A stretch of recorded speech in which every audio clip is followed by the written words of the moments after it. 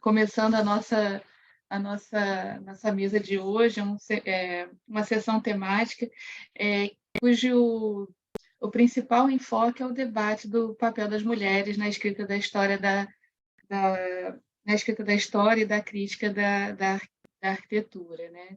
A gente tem o primeiro trabalho que vai ser apresentado, é um trabalho de autoria da Júlia Oliveira Rodrigues, que foi escrito também em conjunto com Maria Carolina Maziveiro.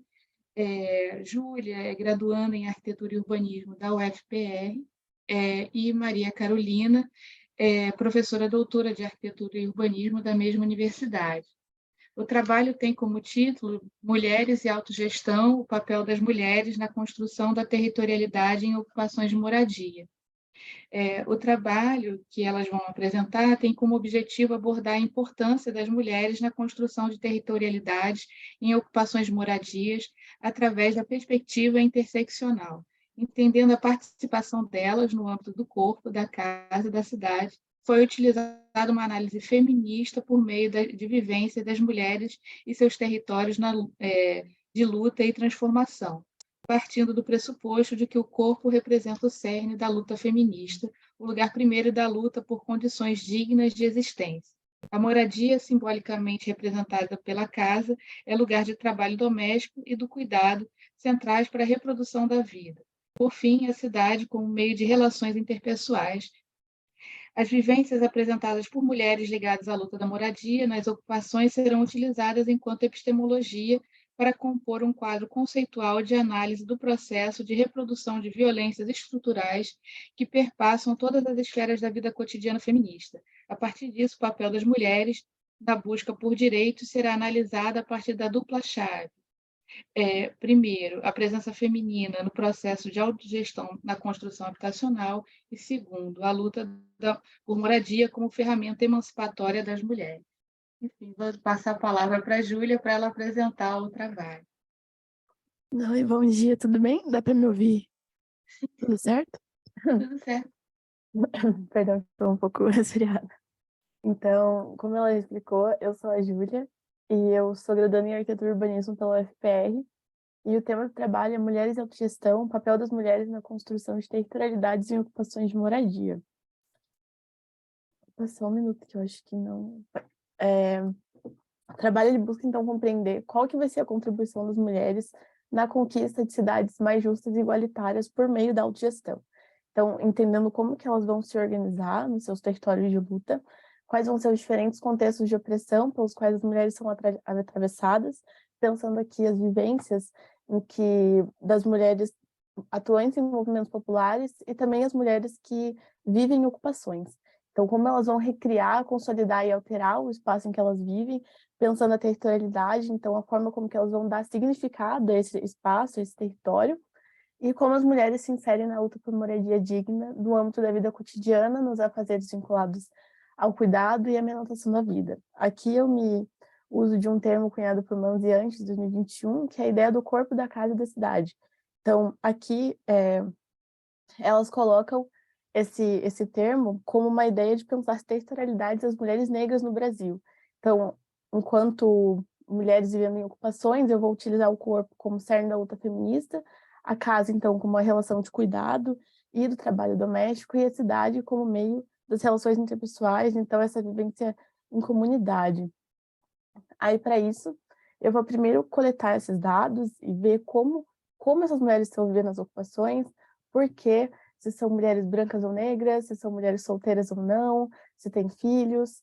Primeiro compreender, então, por que elas estão lá, qual é o perfil dessas mulheres, para depois entender, traçar essa perspectiva da luta por moradia e da luta feminista, utilizando a autogestão como uma alternativa para essa autonomia delas nos ambientes de luta em que elas estão inseridas. E aqui, durante a pesquisa, eu fiz algumas entrevistas, e uma delas foi com a Raquel Ludernir, que ela é pesquisadora da Universidade Federal de Pernambuco e também faz parte da ONG Habitat para a Humanidade Brasil. E ela conta que ela faz uma pergunta que foi chave para o início da pesquisa, que é quem tem casa hoje? Então, esse primeiro tópico busca tentar compreender por que essas mulheres estão nas ocupações, né? Então, em 2019, aproximadamente 13,7 milhões de pessoas estavam na linha da extrema pobreza, com renda de até R$ 151. No mesmo ano, para cada 100 homens vivendo em lares pobres, havia 114,7 mulheres nessa mesma situação. Entre as mulheres, 31,1% daquelas em situação de pobreza e quase 40% em extrema pobreza são mulheres pretas e pardas. Então, aqui abrindo um parênteses, enquanto mulher negra, eu acho que não faria sentido eu não abordar a questão da interseccionalidade, até porque a questão das mulheres negras é super importante na questão da habitabilidade, porque hoje elas compõem os piores índices de habitação no Brasil, e até porque considerar a questão da desigualdade racial é muito importante para compreender a condição dessas mulheres nos territórios populares, principalmente.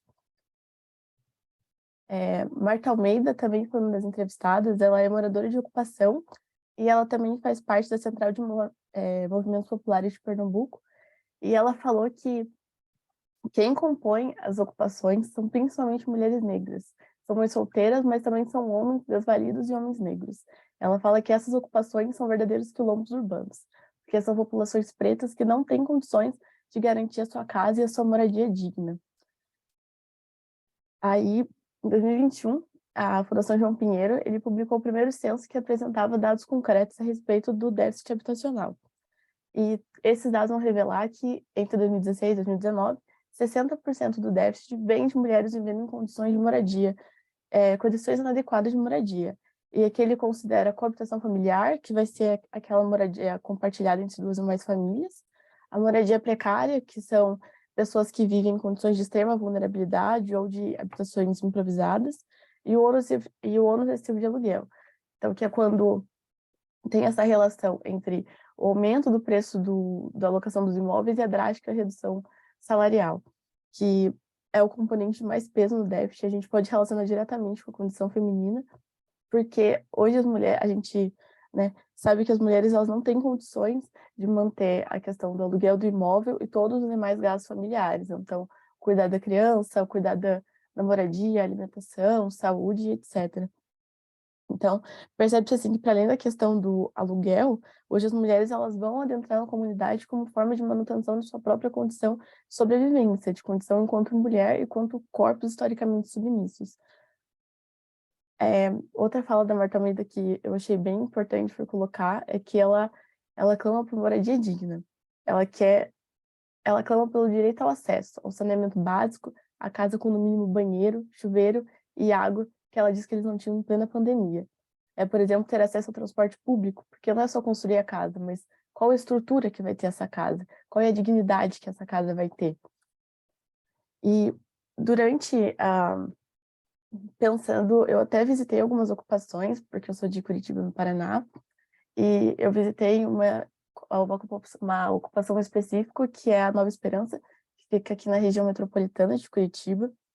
E ao longo de toda a pesquisa e as entrevistas e visitando as ocupações, pode-se perceber que as mulheres são principalmente a classe que cuida. Então, no dia a dia das ocupações, são elas que cuidam de uma cozinha ou de uma padaria comunitária, são elas que cuidam do setor, cuidam da rua, porque a ocupação é dividida em setores, né? Então, são elas que cuidam dos setores da ocupação, fazem cuidam das crianças, dos mais velhos. Então, é principalmente trabalho de base. Então, aqui elas têm essa questão do vínculo de vulnerabilidade compartilhada que elas vão ter, que é principalmente das mulheres que são empregadas domésticas, faxineiras ou cozinheiras. Então, nessa questão, é muito importante considerar que elas são principalmente mulheres que não estão inseridas no mercado de trabalho ou ocupam baixos postos de trabalho, o que vai condicionar que a sua sobrevivência esteja condicionada ao equilíbrio entre o trabalho produtivo e o reprodutivo. Além de que é muito importante considerar também a questão da dupla ou da tripla jornada de trabalho. Então, que é quando elas exercem muitas funções no seu dia a dia. E isso também pode dificultar a participação delas de uma forma ativa nos movimentos sociais e na ocupação de uma forma geral, né? Por esse acúmulo de funções. Além disso, Macedo, em 2002, ele coloca o que seria a experiência de gênero. Então, mesmo que as mulheres elas estejam super ativas nos movimentos populares, hoje elas não conseguem se inserir tanto, porque mesmo que homens e mulheres, eles vão ter, como que eu vou dizer, eles vão ter posições diferentes. Então, o homem ele sempre vai estar no papel mais dominante do que a mulher. E aqui dá para ver algumas fotos de algumas mulheres em atos ou em assembleias, até reuniões, mostrando como elas estão gradativamente se inserindo nesse. Então, a Sueli Carneiro, ela fala também sobre pensar as mulheres enquanto sujeitos políticos. Ela diz que é muito importante colocar essas mulheres enquanto sujeitos políticos para poder dar a elas maior poder e maior visibilidade, porque elas vão ser instrumentalizadas para lutar ativamente por seus direitos, então elas vão romper com essas ideias de subordinação para com o homem. Então, a partir de todas essas narrativas e análises, é importante considerar como a autogestão aqui ela vai ser inserida no dia a dia. Então, a autogestão é um modelo organizativo coletivo que está ancorado nos conceitos de participação de todos nos processos decisórios. Então, que vai contribuir para os movimentos se perceberem enquanto sujeitos de sua própria história, na medida em que vai coletivizar os interesses e as demandas. Então, aqui, transformando os sujeitos as pessoas em sujeitos políticos. Enquanto produção habitacional, que é basicamente uma gestão coletiva na produção da sua moradia, é quando todos têm noção, todo mundo, todos os homens e mulheres, têm conhecimento dos processos de obra. Então, as mulheres e os homens vão estar presentes desde a conquista da terra até os processos administrativos e até erguer parede, por exemplo. Então, todos eles têm os mesmos papéis e as mesmas funções na construção da moradia. Além de que a produção habitacional para as mulheres também é super importante, porque elas vão conseguir adquirir, para além dessa autonomia residencial, então, porque como a Raquel ela conta aqui, então, quando a mulher é dona da casa, ela é dona da casa e ponto final. Ela vai ter esse conhecimento de que a casa também é dela, porque ela também ajudou a construir. Então, em alguma situação de embate com o marido, por exemplo, que é um dos grandes fatores que as mulheres adentram as comunidades, elas já têm o maior conhecimento de que elas também são donas daquela casa.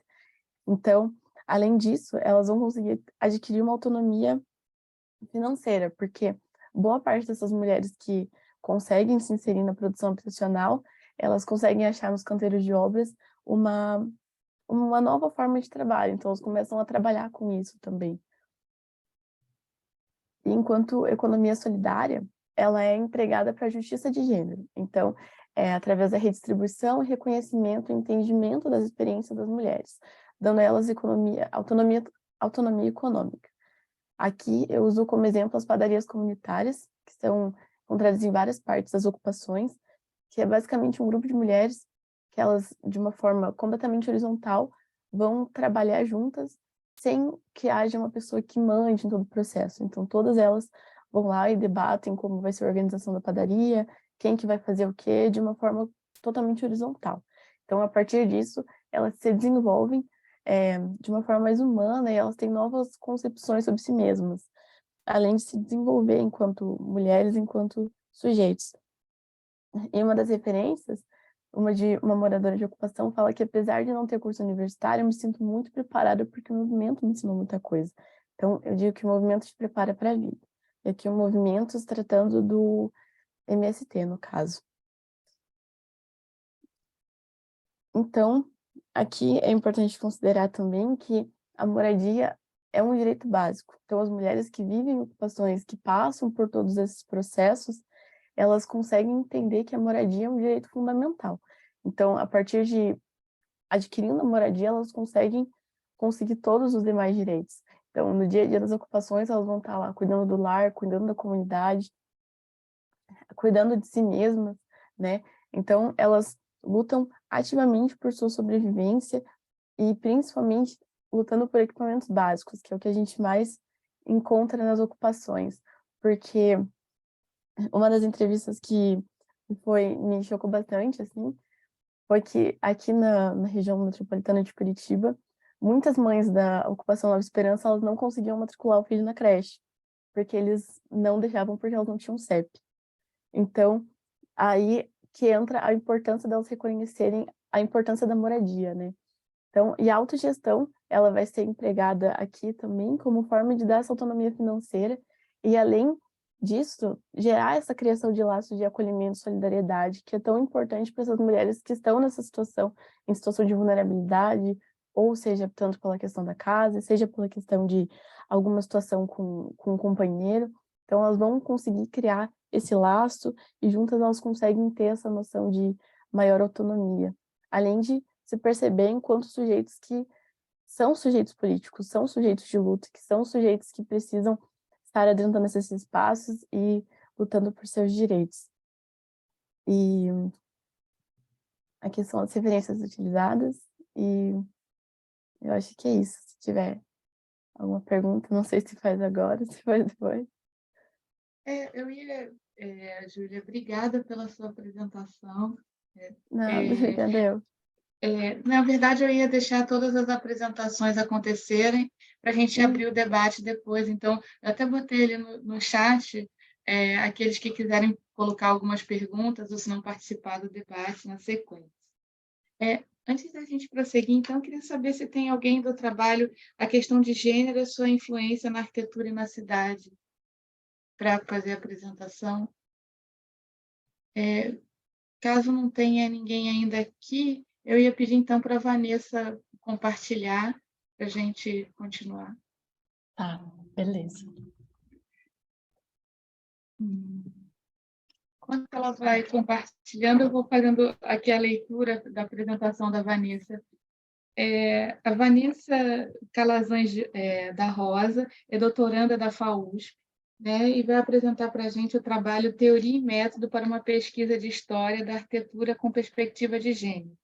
O seu trabalho surgiu das discussões iniciais para o seu doutoramento, que está em andamento, e que pretende estudar a atuação das mulheres nos escritórios públicos de projeto no estado de São Paulo entre 1950 e 1970.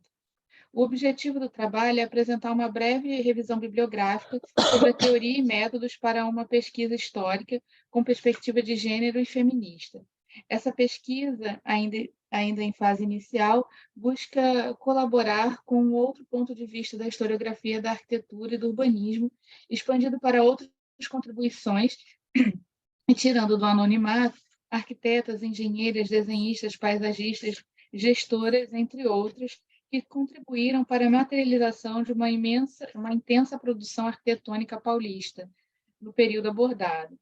Para embasar a pesquisa em andamento, parte-se das discussões metodológicas para a pesquisa histórica da arquitetura e cidade, realizadas durante o primeiro semestre do programa de doutoramento.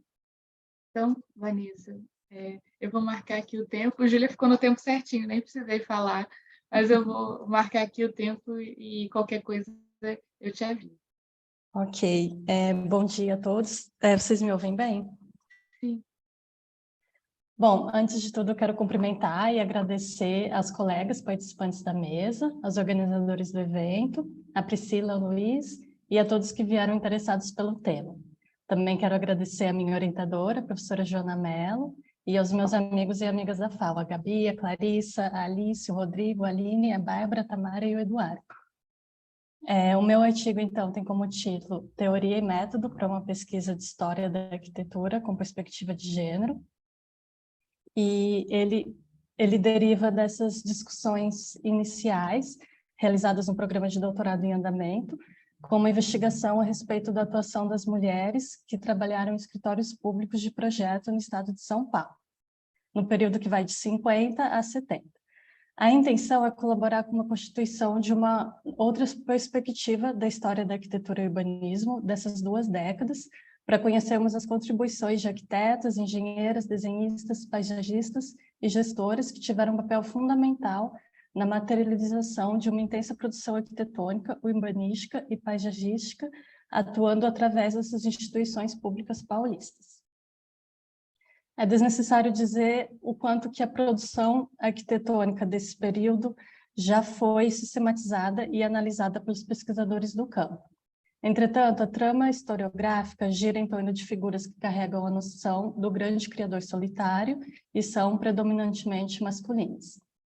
Segundo a canadense Despina Stratigakos, essa celebração do gênero heróico, detentor de qualidades como ousadia, independência, dureza e vigor é um fenômeno próprio do modelo da história da arquitetura.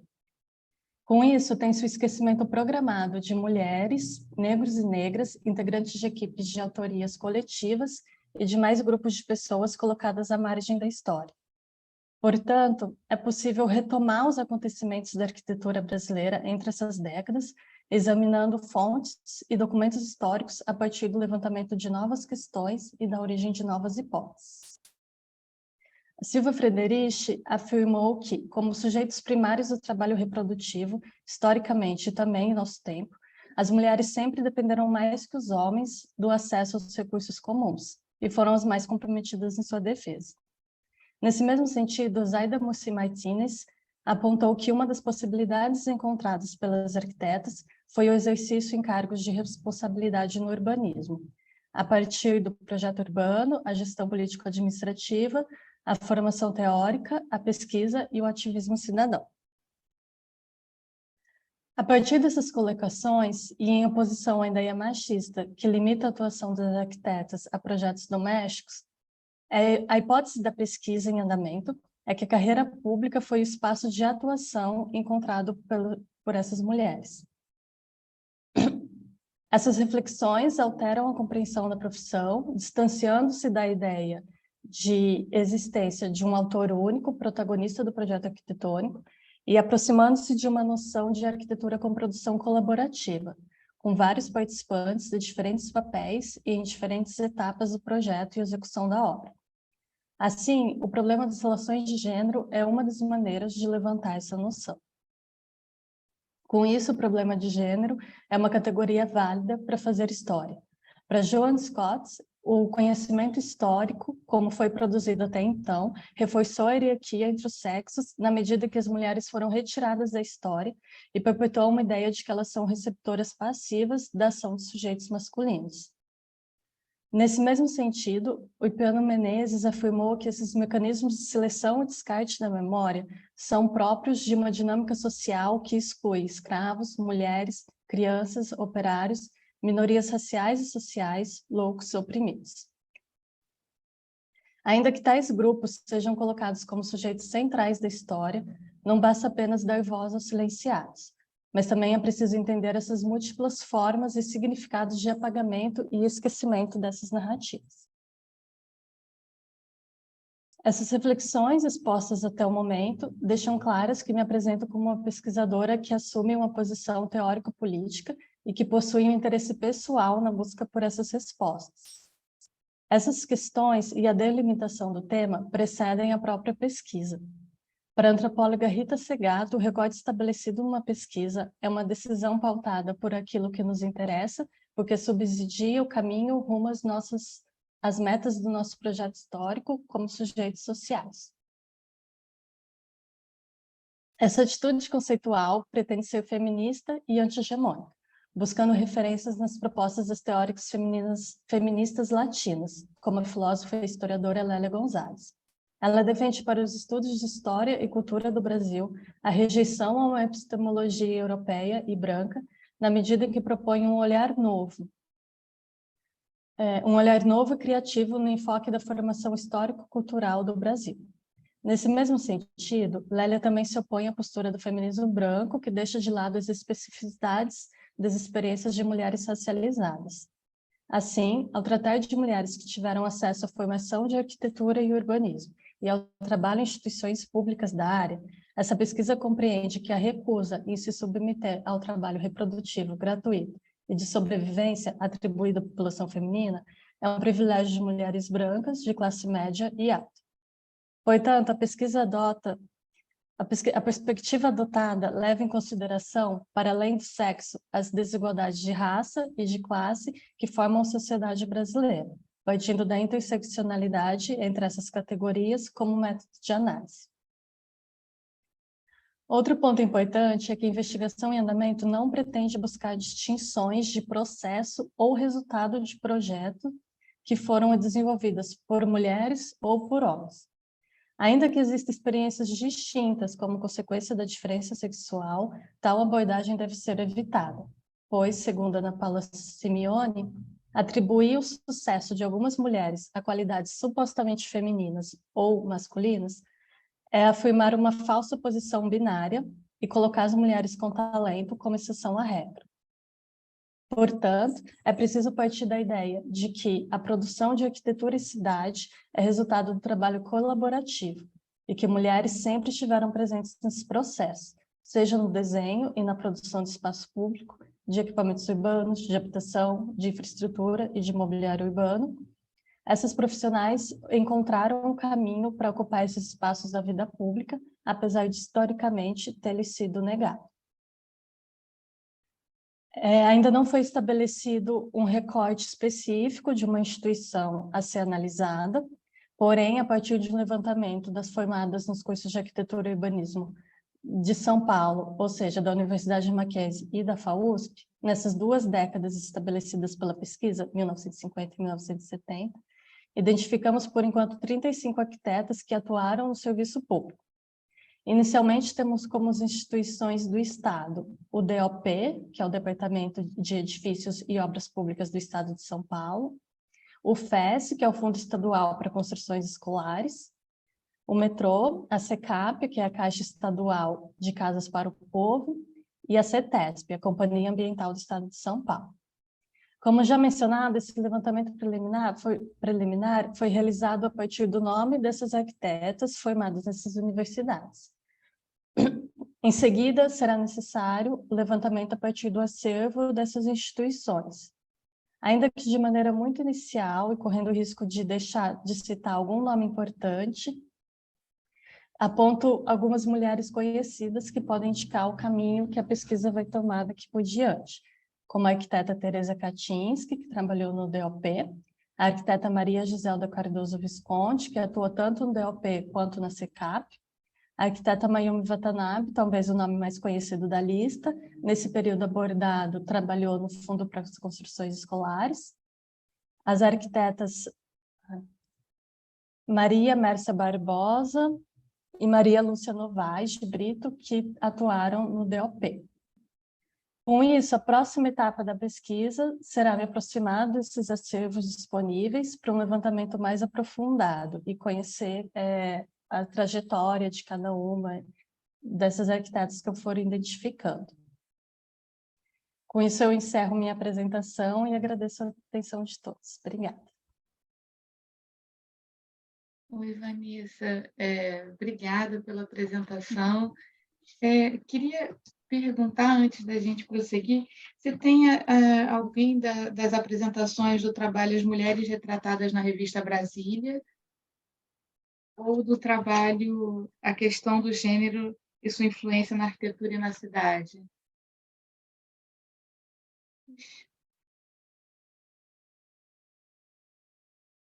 Então, como a gente não tem representantes desses 2 trabalhos, eu ia, então, passar para uma primeira rodada de debate. Queria saber se as pessoas que estão presentes queriam colocar perguntas.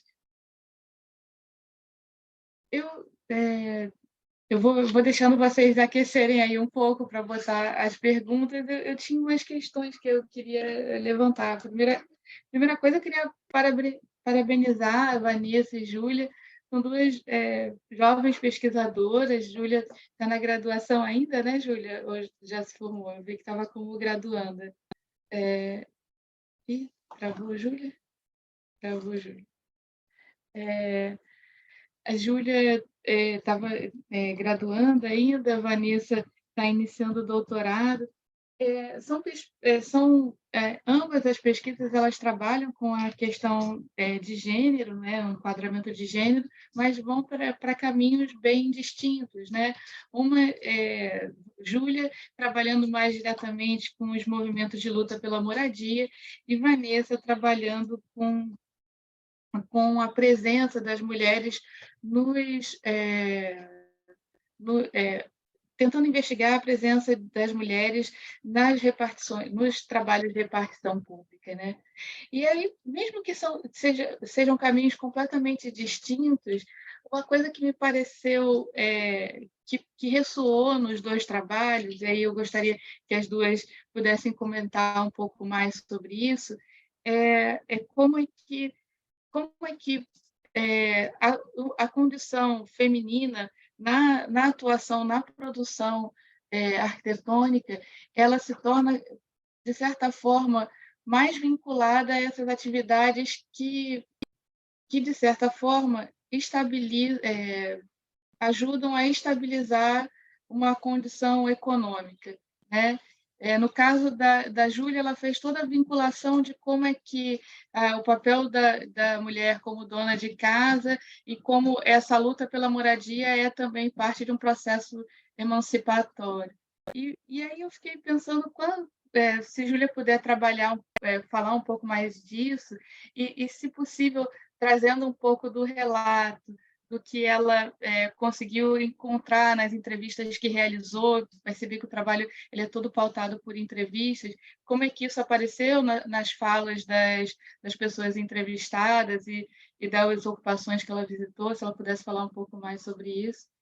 E, Vanessa, é, não está exatamente enunciado, mas a construção do recorte de pesquisa, né, ao trabalhar o papel da participação feminina na produção de arquitetura e enquadrar justamente os, o trabalho público, eu esqueci a palavra que você usa, a carreira pública, como, de certa forma, também tem um papel desse lugar de assentamento, lugar, o funcionalismo público é basicamente a carreira da estabilidade, vamos dizer assim, então tem uma preocupação, geralmente tem uma preocupação sobre esse lugar da estabilidade econômica para a sobrevivência. Então, não sei se no seu caso, Vanessa, isso incide, se você percebe nas suas pesquisas, isso incide de alguma maneira.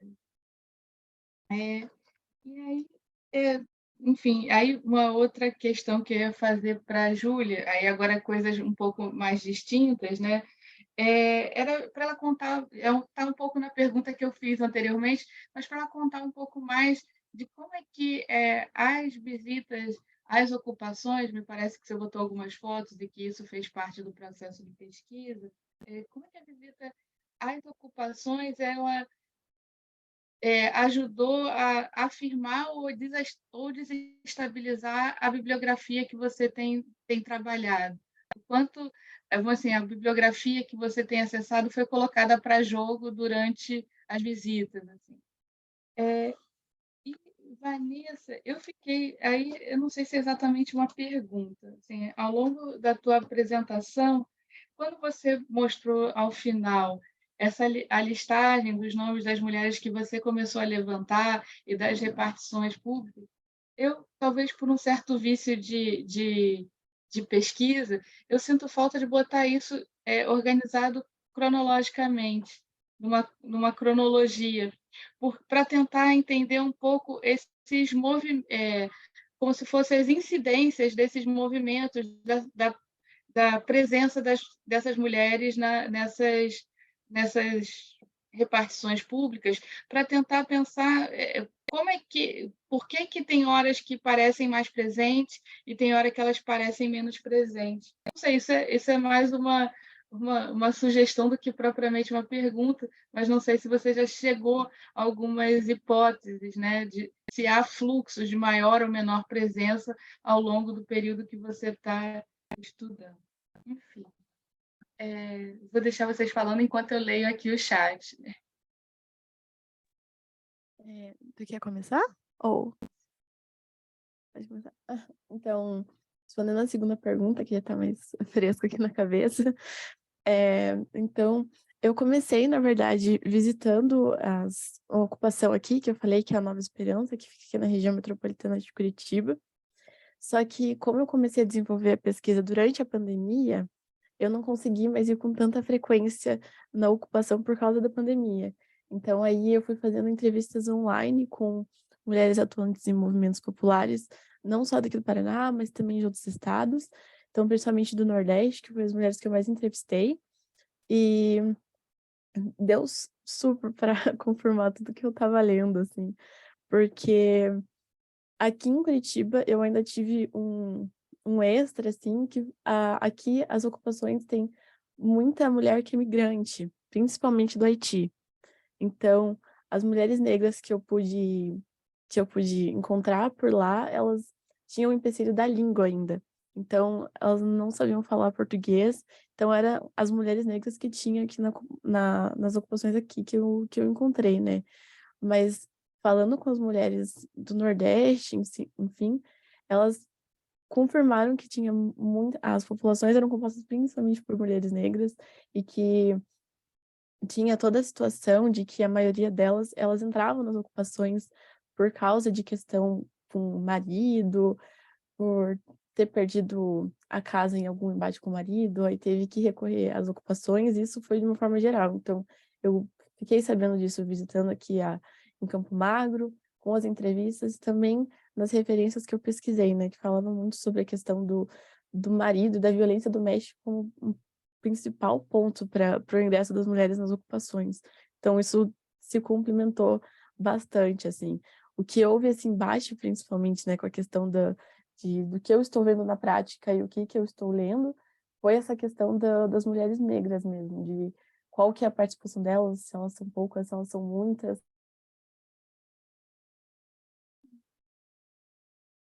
Travou para vocês? Ah, voltou. Voltou? Tá tudo certo? É que aqui a internet tá meio ruim. Agora acho que melhorou. Então isso deu uma complicada. Deu pra escutar o que eu falei da última parte? Ou não? Deu? Ah, tá. E sobre a primeira pergunta, era qual a importância do trabalho das mulheres, né, como forma de emancipação. Então, como confirmação, né, como continuar a questão da violência doméstica, a maioria das mulheres que passam por isso, que vivem nas ocupações, são mulheres que são donas de casa ou que estão inseridas no mercado informal, então é que elas não conseguem ajudar tanto na questão dos gastos familiares e elas acabam ficando dependentes do marido.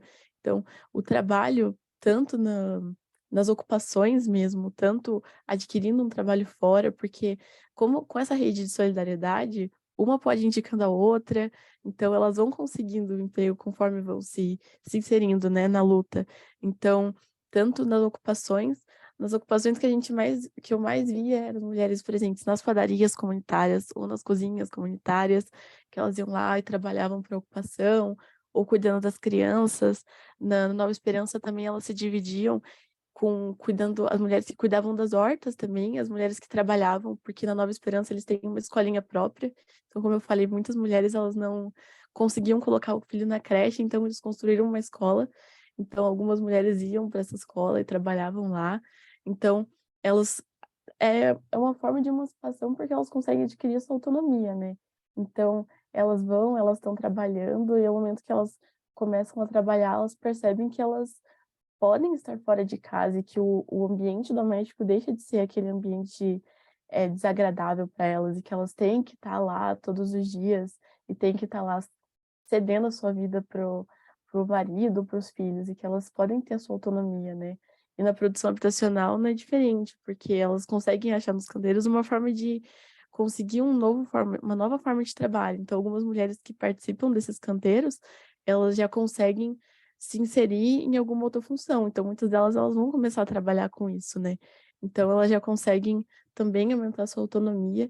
E quando indo nas ocupações também, eu me inseri com o MTST, e quando você entra no MTST, eles te contam uma história que é muito linda, inclusive, que é de uma personagem fictícia, fictícia, entre aspas, eles dão um nome fictício, mas é a história de muitas mulheres que são, por exemplo, coordenadoras de setor nas ocupações. Então, elas vão lá e elas se inserem gradativamente, meio com medo do movimento e meio com medo de ocupar, e sem entender que mulheres sem terra não são só mulheres que não têm casa, mas são aquelas mulheres que não têm condições de pagar ou estão em alguma situação de vulnerabilidade, mesmo com teto, e elas conseguem começar a fazer amizades nas ocupações, e elas conseguem começar a organizar e se perceber enquanto não apenas cuidadoras do lar, mas também como mulheres que podem organizar toda uma comunidade, toda uma ocupação, né? Que elas são capazes de fazer tudo isso. Acho que Obrigada, Júlia. Vou passar para a Vanessa e depois a gente retorna. E aí, só uma coisa, tinha uma pergunta da Júlia Silveira que era para você, Júlia Oliveira, mas eu acho que era um pouco do que você já a pergunta que eu mesma fiz, que era a questão desse trabalho de campo. Acho que agora acabou já sendo respondida, contemplada na sua fala. Mas, enfim, continuo convidando todo mundo que quiser fazer uma pergunta. Deixa a Vanessa responder, mas qualquer coisa bota aqui no chat ou faz a pergunta logo na sequência. Oi, eu achei o trabalho da Júlia maravilhoso. Fiquei muito, assim, encantada com o seu trabalho, de verdade. E achei que, apesar de serem campos aparentemente muito diferentes, existem alguns pontos que estão em comum. E você mostrou isso na sua apresentação e depois, em seguida, com a minha apresentação, acho que a gente pode perceber um pouco, que é perceber essa preocupação de causas sociais que existem nessas figuras femininas que a gente está buscando e conhecendo, se aproximando. Você, dessas figuras, dessas mulheres que estão nesses movimentos sociais e que muitas vezes, né, estão numa situação de vulnerabilidade, né, provavelmente na maior parte das vezes, só que eu estou numa outra ponta, que é aquela ponta daquelas mulheres que tiveram acesso à formação de arquitetura e urbanismo, né, que foram privilegiadas com isso, principalmente há 40 anos atrás.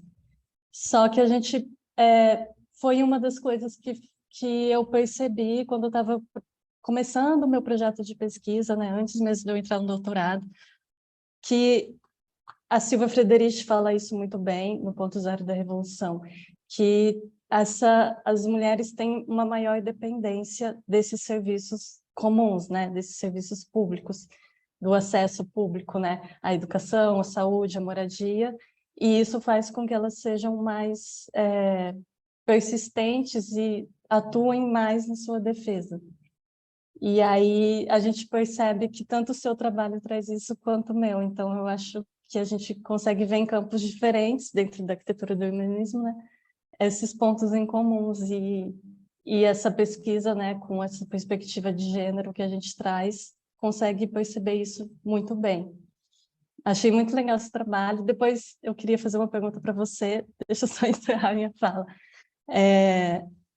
A Priscila questionou sobre a estabilidade da carreira pública. Eu acho que sim, porque essas mulheres, eu acho que elas se formaram em arquitetura, elas tinham muita gana em continuar projetando, em produzir cidade, produzir arquitetura, só que eu imagino, né, uma hipótese minha, que houve ali uma resistência dos escritórios liberais e dos profissionais liberais em trazerem elas para os escritórios. A minha colega, a Gabi, pesquisa isso no paisagismo.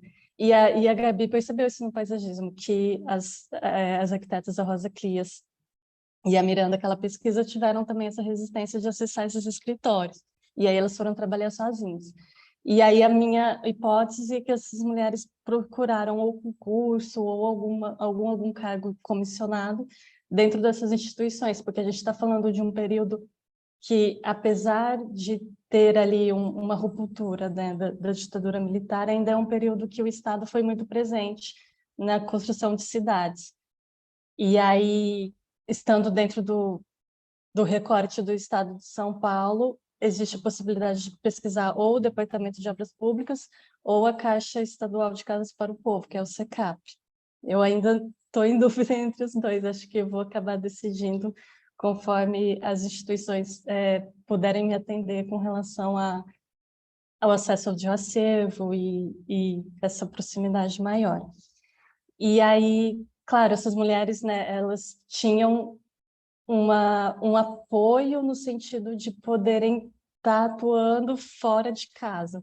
Então, o trabalho reprodutivo, né, esse trabalho de cuidado da família, cuidado doméstico, não foi um impeditivo para elas. Então, tem mais essa camada de privilégio que a gente, né, precisa prestar atenção para não ser uma pesquisa que negligencie isso, e que eu tento buscar, através das minhas leituras, sempre apontar isso para não ficar uma coisa muito afastada da realidade, né?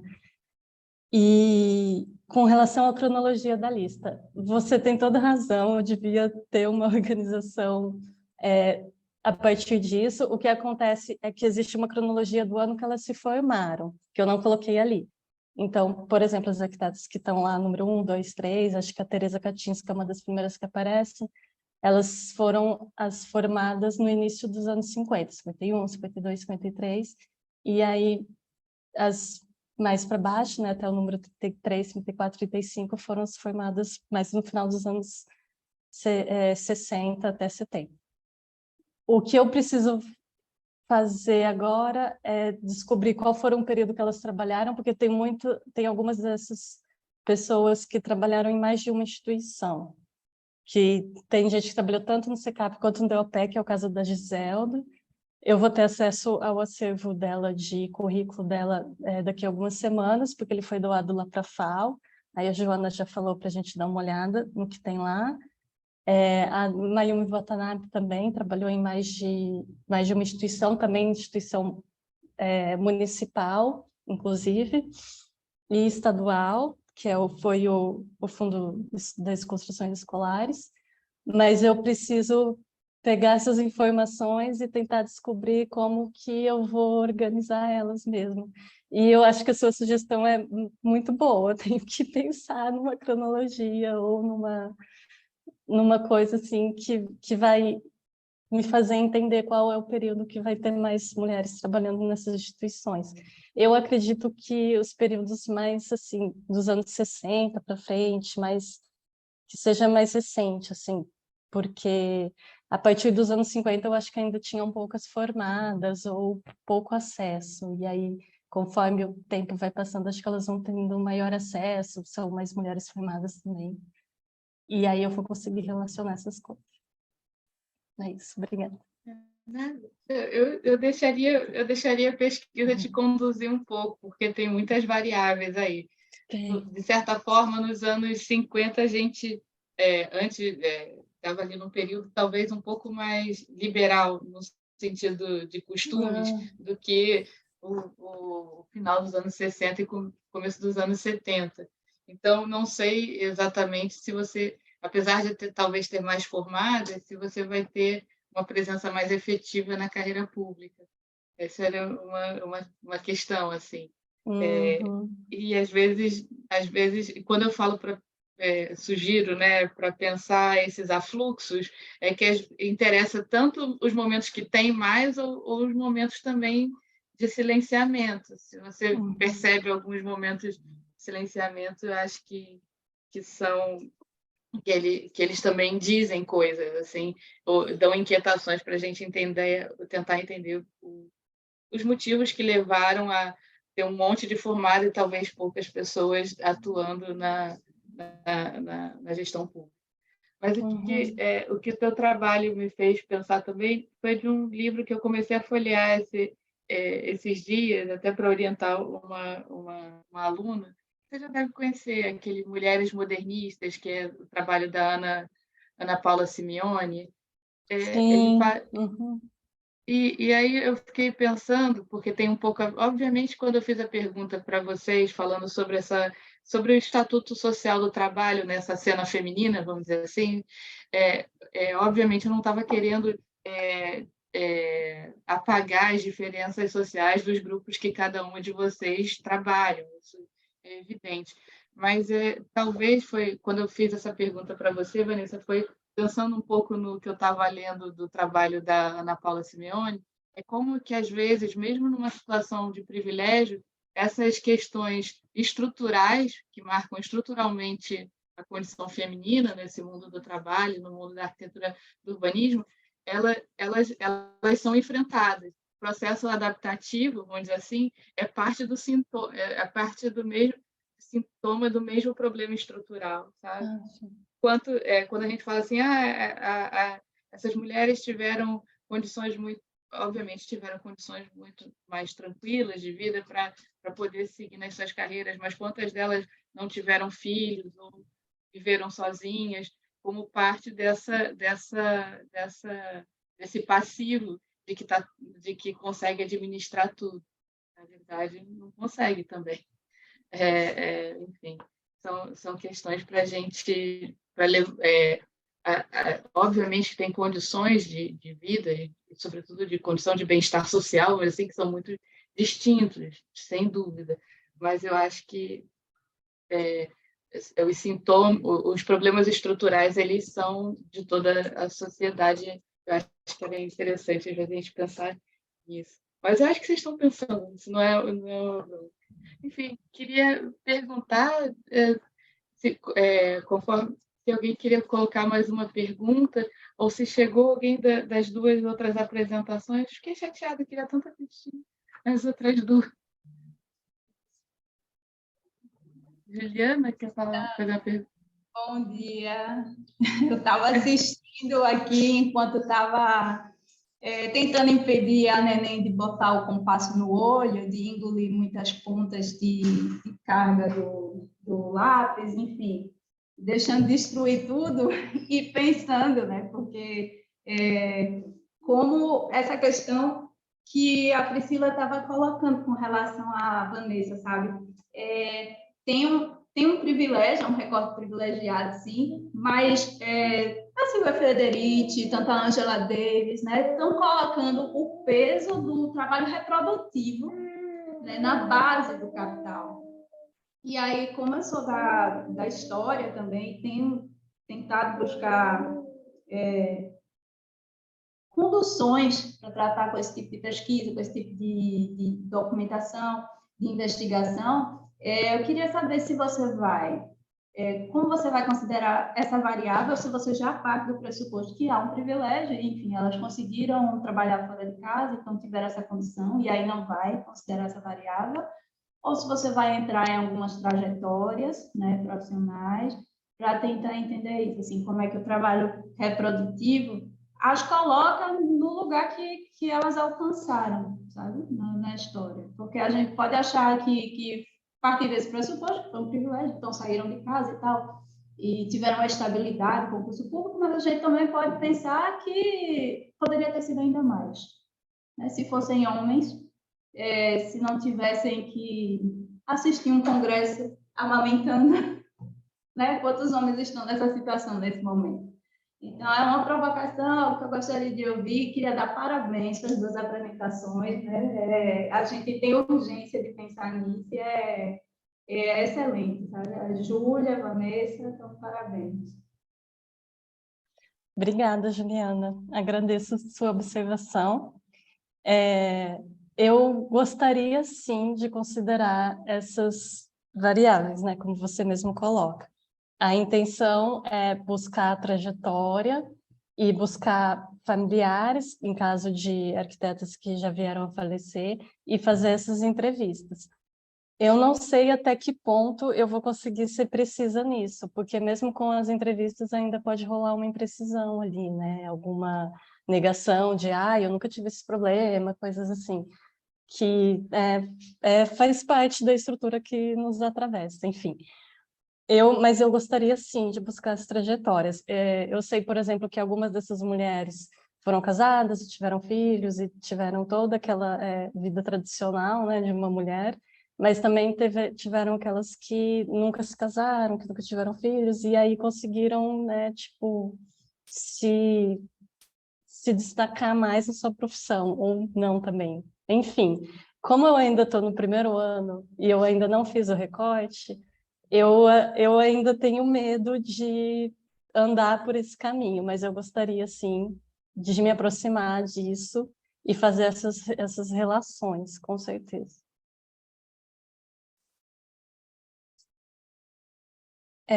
Posso fazer uma pergunta, já que ficou em silêncio, para a Júlia?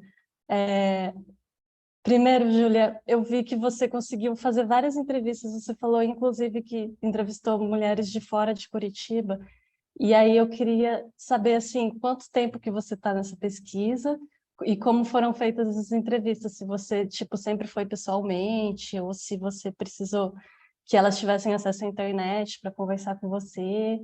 Como que foi essa dinâmica, assim, de olho no olho mesmo com essas mulheres que você entrevistou? Se elas, tipo, te receberam bem ou se você precisou primeiro se aproximar através da sua orientadora, enfim. E há quanto tempo você está pesquisando? Porque eu achei uma pesquisa tão completa, tão, assim, diversificada, no sentido de muitas mulheres que você entrevistou e muita coisa que você fez. É isso. Então, dá para me ver bem? Espero que a internet esteja ok agora. Faz um ano, eu comecei em setembro do ano passado, e eu aproveitei o momento de pandemia, que a gente não estava tendo muitas aulas da faculdade, para poder fazer várias entrevistas. Algumas eu tive mediação da orientadora, então ela me passou o contato e eu fui falar com elas, principalmente aquelas mulheres atuantes em movimentos populares, né? Aqui em Curitiba, as mulheres que moram nas ocupações, eu primeiro fui nas ocupações, né? Eu ia com um outro professor, não com a minha orientadora, mas um professor da UFPR aqui. E lá eu conversava com as coordenadoras de setor. Então, primeiro, eu conversava com elas, falava, né, o que que eu estava pensando e se elas tinham, né, algumas mulheres que eu poderia entrevistar. Até porque é o problema do tempo também, né? Dessa questão das mulheres estarem sempre com muitas tarefas no dia a dia.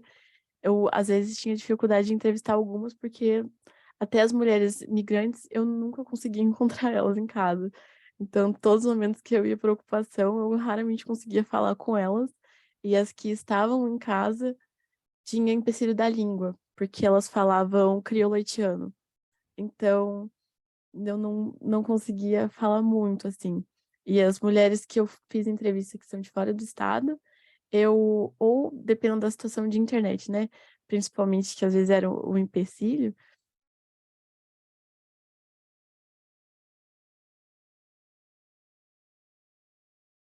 As situações de internet foi uma pausa dramática. As situações de internet que às vezes são empecilho. Volta, Júlia.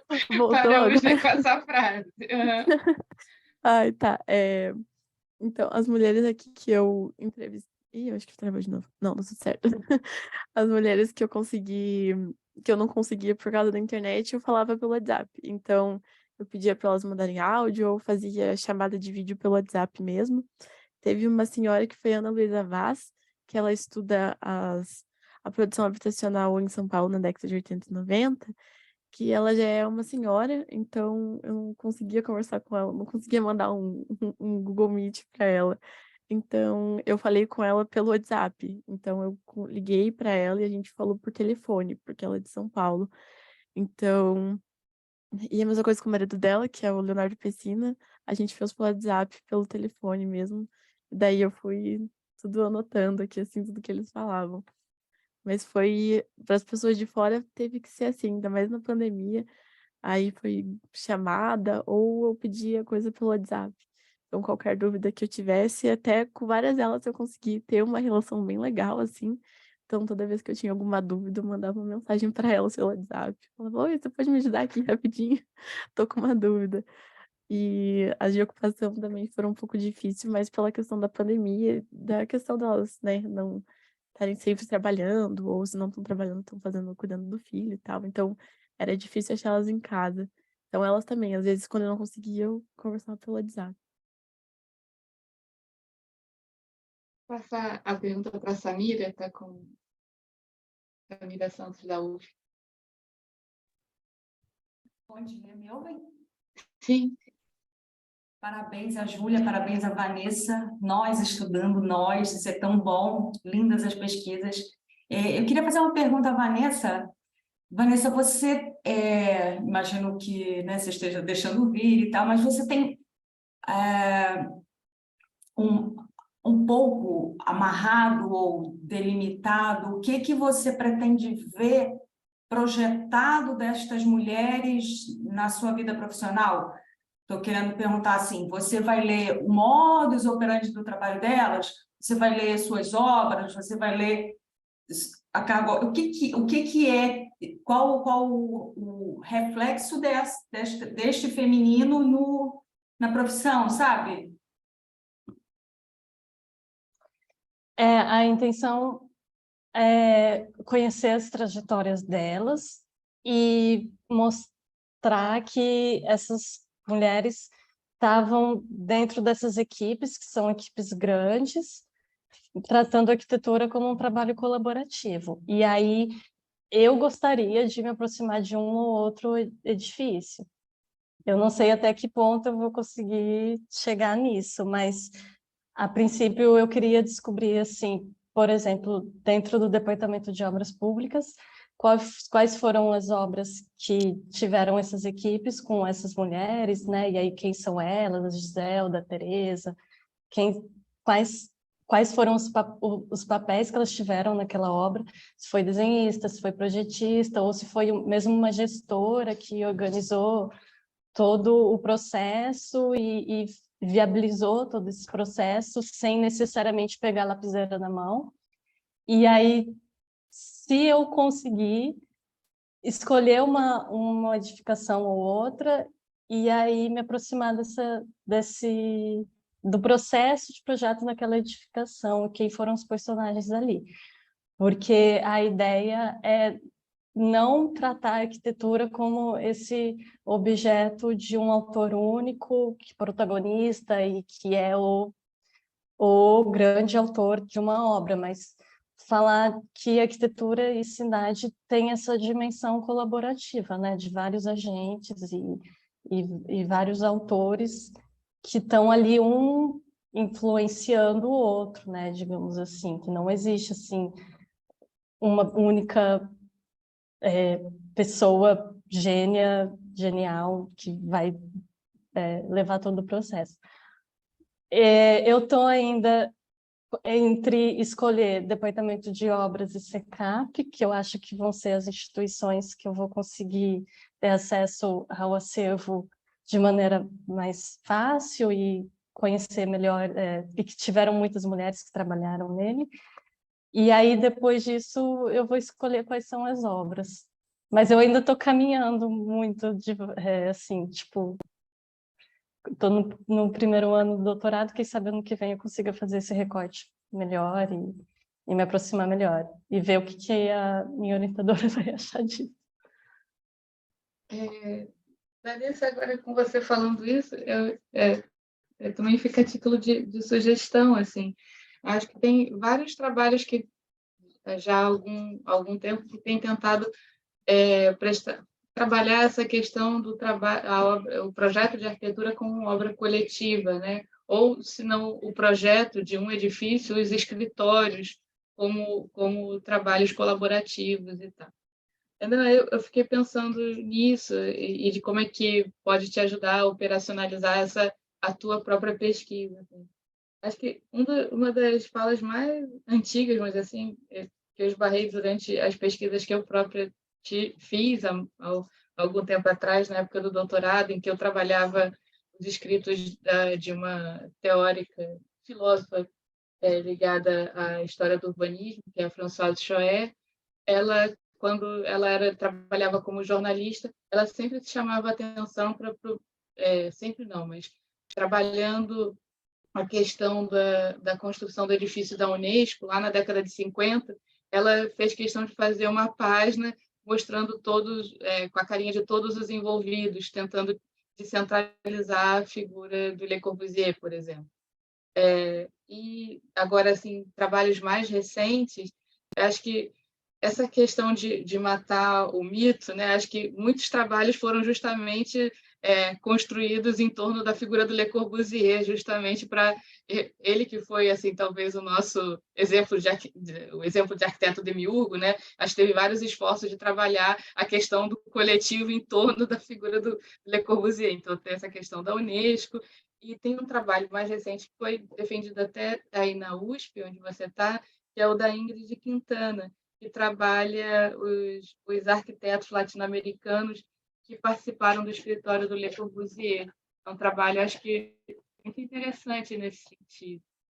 E agora, recentemente, é um trabalho que está em andamento, eu tenho acompanhado um pouco distante, assim, mas que eu tenho achado muito interessante, é um trabalho que tem sido desenvolvido aqui no ProArc pelo Cláudio Brandão, que tem trabalhado, que está centrado num edifício, aí não é um escritório, no edifício do Itamaraty, e tem tentado mapear os diferentes colaboradores da produção do edifício. E aí ele tem feito um trabalho muito interessante de tentar mapear essas pessoas e tentar entender quando é que eles entram e quando eles saem do processo projetual. Então, tem sido um trabalho assim curioso. E aí, ao tirar a centralidade de um único arquiteto-autor, as mulheres aparecem, vão aparecendo ali com mais... Porque isso tem trabalhos também, os trabalhos que tratam do papel da Charlotte Perriand, por exemplo, dentro do escritório do Le Corbusier, vão trazendo essa questão dessa contribuição que é colocada num lugar subalterno e, na verdade, ele é ativo na produção projetual. Assim. Enfim, é só porque você foi falando, eu fui me lembrando aqui, eu falei, vamos dividir. Obrigada, eu anotei aqui. Acho que o trabalho da Ingrid eu já conheço mais ou menos, mas nunca parei para ler. E o do Cláudio Bandrão eu não conheço, vou pesquisar depois. Obrigada. Ele acabou de qualificar agora, então é mais uma pessoa, talvez para conversar, eu não sei se ele já tem coisa publicada, né? Se tiver. Ai, maravilha, obrigada. Essa relação desse personagem principal, desse grande gênio criador, ele também é prejudicial para outros homens, né? A Silvana Rubino fala muito bem disso na livre docência dela. Claro que ela vai tratar, né, das personagens femininas, a Charlotte Perriand, a Lina e acho que a Carmen Portinho, mas ela também fala que tiveram outros homens também à sombra desses grandes heróis, digamos assim. Deixa eu passar a pergunta para o João Marcos. O João Marcos levantou a mãozinha. Olá, tudo bem? Tudo bem? Moças, parabéns pelos trabalhos de vocês. Acho muito legal. Júlia, heroína. Na atual conjuntura, você é uma heroína.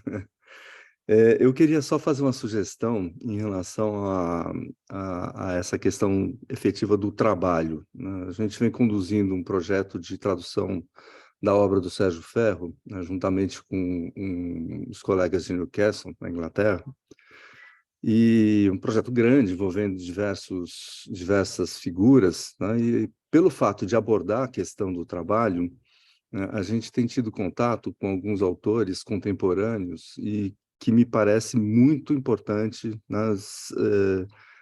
vocês terem conhecimento e acessarem, se é que já não conhecem, né? Acho que uma figura principal nessa história toda é a Peggy Dimmer. A Peggy Dimmer é uma professora, né, ela já é aposentada, de Yale, nos Estados Unidos, e agora ela está na Nova Zelândia, mas enfim, ela faz parte do conselho consultivo, né, do nosso projeto, e a gente tem feito diversas discussões. Ela tem uma abordagem já avançada, né, na questão nas relações de trabalho, né, e especificamente sobre essa perspectiva de desautorizar o grande autor, assim, tirá-lo, né, realmente dessa posição, né, e fazendo e trazendo, né, a produção da arquitetura, né, para a dimensão que ela sempre teve, né, que é uma dimensão coletiva, né, de produção. Ela não... E obviamente, né, sempre com as mulheres participando, né, assiduamente, né, intensamente, de todas as fases da produção, né? A experiência profissional nossa, né, no contexto da usina, né, um grupo que sempre acompanhou aqui as obras de mutirões em São Paulo e em outros lugares do país, o protagonismo da mulher é fundamental, né? Então a gente acaba tendo, né, um outro tipo de referência, inclusive no processo de produção mesmo, produção material, né, da própria arquitetura. Agora, tem muito pouca coisa, né, falada, né, a respeito sobre o processo de produção do projeto, né, efetivamente da condição do projeto, né? Tem uma historinha recente, né, que o Sesc 24 de Maio, todo mundo sabe que é do Paulo Mendes da Rocha, mas ele, assim, se não fosse a Marta Moreira, aquele projeto não tinha saído, né? São 14 anos de trabalho, né, e de um intenso investimento, né, de tempo e de esforço ali por parte da Marta. Então, eu acho que, assim, vale a pena, né, vocês conhecerem a Peggy Dimmer, recomendo. Tem textos dela na internet, qualquer coisa também a gente pode, né, tem PDF, né, de textos dela, tem um livro que é esse daqui, que é um livro relativamente novo, né, Recasting Labor in Architecture. É bem bacana, são vários textos, né, organizados pela Peggy Dimmer e trazem diversas reflexões aqui sobre o trabalho na arquitetura. Eu acho que é importante fazer essa conexão, para também não ficar assim, não, as mulheres, senão você fica concentrando, assim, parece que as mulheres, né, assim, são as... Não, elas já estavam lá, elas já sempre estiveram. Eu acho que é isso que trazer, né, à frente, acho que é importante. Era isso. Obrigado. Eu que agradeço. Eu não conhecia essa autora, mas a gente já leu várias autoras norte-americanas, canadenses e tal, mas essa eu não lembro. Inclusive, eu gostaria, por favor, do sobrenome dela. Eu não sei se eu consegui escrever correto. Eu vou mostrar aqui, que acho que é mais fácil. É Peggy Dimmer. Dimmer. Tá. O Peggy eu acertei. Dimmer. Obrigada. Nada.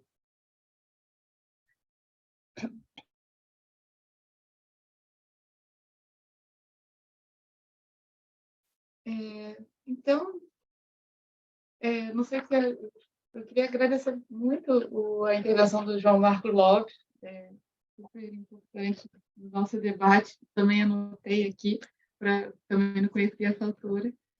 E queria ver se alguém queria colocar mais uma questão para a gente começar a encaminhar para a parte final, para o fechamento da sessão.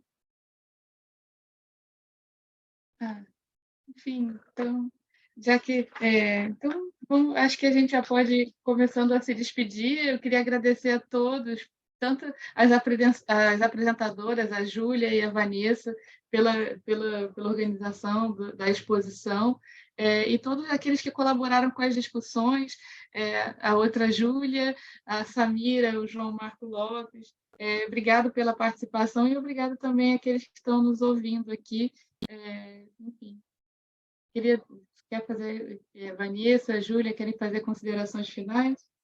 Sim, bom, claro que é só agradecer. Esse debate depois da apresentação é muito rico e muito mais, assim, mais legal que eu falando sozinha, porque a gente consegue debater coisas que ou eu não pensei, ou eu tinha pensado de uma maneira muito superficial, e aí eu consigo me aprofundar melhor.